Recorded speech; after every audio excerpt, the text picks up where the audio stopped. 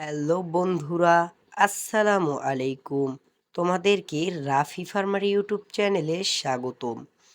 আজকে আমরা এই ভিডিওটিতে দেখাবো পুকুরে মাছ ভেসে উঠলে বা পুকুরে মাছ মারা গেলে কি কি করণীয়।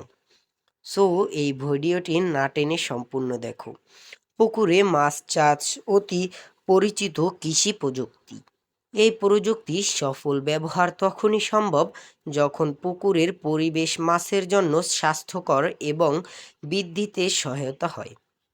নানা কারণে পুকুরের পানি দূষিত হতে পারে, আর পানি দূষিত হলেই এতে অক্সিজেনের অভাব ঘটে এবং পানিতে বিষক্রিয়া দেখা দেয়। ফলে মাছ মারা যায়, কৃষক আর্থিকভাবে ক্ষতিগ্রস্ত হয় এবং পরিবেশ দূষিত হয়। প্রথমেই আমরা বলবো পুকুরে সাঁতার কেটে অক্সিজেনের অভাব দূর করা। পুকুরের পানি খুবই শান্ত থাকে। এক স্থানের পানি অন্য স্থানে সঞ্চালিত হয় না, ফলে পানিতে অক্সিজেনের দ্রবীভূত হয় না। এই অবস্থায় পুকুরে সাঁতার কাটার ব্যবস্থা করতে হবে। অক্সিজেনের অভাব থেকে পরিত্রাণ পাওয়ার জন্য সাঁতার কাটার জন্য কিশোরীদের পুকুরে নামিয়ে দিতে হবে। বাঁশ দ্বারা পুকুরের পানিতে আঘাত করা।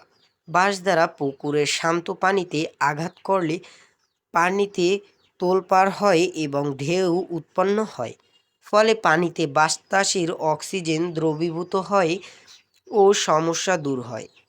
ক্রমাগত বাঁশ দিয়ে আঘাত করে পুকুরের এক পাশ থেকে অন্য পাশ পর্যন্ত পৌঁছালে সুফল পাওয়া যায়। এই ভিডিওটিতে আমরা বুঝতে পারলাম যে অক্সিজেনের কারণেই মাছ পানির উপরে ভেসে ওঠে এবং মারা যায়।